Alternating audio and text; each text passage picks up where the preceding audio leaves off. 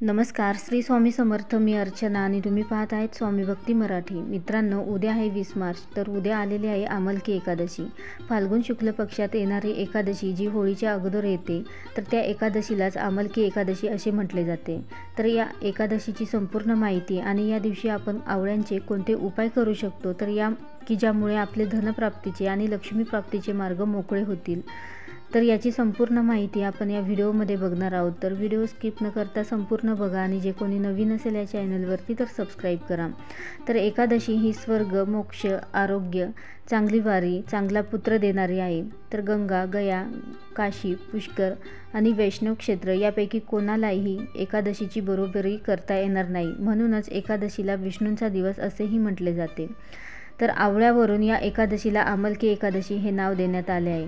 तर या दिवशी बरेच जण आवळ्याच्या झाडाची विधिवत पूजा करतात आणि उपवासही करतात. भगवान विष्णूंकडे आपल्या इच्छा पूर्ण व्हाव्यात अशी मागणी करतात आणि या वर्षीही तुम्ही या एकादशीचे व्रत करू शकता. तर नेहमीप्रमाणे दिवसभर व रात्रभर उपवास करायचा आहे आणि दुसऱ्या दिवशी सकाळी हे व्रत सोडू शकता.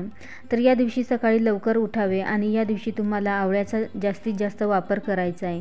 त्यामुळे तुम्ही अंघोळीच्या पाण्यातही थोडेसं आवळ्याचा रस टाकून अंघोळ करू शकता. तसेच दिवसभर उपवास करायचा आहे, तर उपवासामध्ये आवळ्याचाही तुम्ही समावेश करू शकता. तसेच विष्णूंची मूर्ती असेल तर त्याची पूजा करावी. त्याचबरोबर या दिवशी विष्णू सहस्रनामाचे पठणही करू शकता.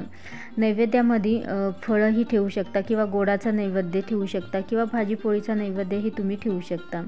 तसेच या दिवशी भगवद्गीतेमधला 15वा अध्याय वाचायचा आहे. तसेच या दिवशी प्रथम सूर्याला अर्घ्य देऊन झाल्यानंतर एकादशीची पूजा करा आणि त्यानंतर तुळशीची पूजा करायची आहे.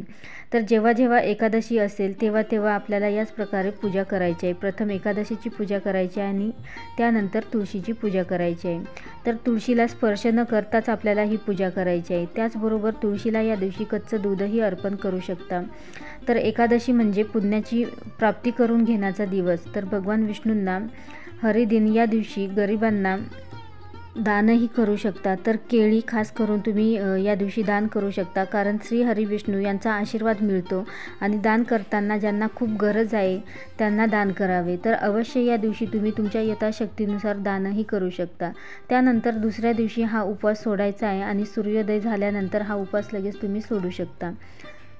तसेच उपवास सोडताना एकदा उपवास सोडण्यासाठी बसल्यानंतर परत सारखं उठायचं नाही. तसेच या दिवशी आमलकी एकादशीची कथाही तुम्ही वाचू शकता. तर आवळ्याच्या झाडाला पापांचा विनाश करणारे झाड असेही म्हटले जाते. तर या झाडाची जो कोणी एकादशी आणि आवळा एकादशीच्या दिवशी पूजा करतो तर त्याला भगवान विष्णूंचा विशेष आशीर्वाद प्राप्त होतो. त्यामुळे हा दिवस सोडू नका आणि या दिवशी अवश्य तुमच्या जवळपास एखादं आवळ्याचं झाड असेल तर अवश्य त्याची पूजा करा.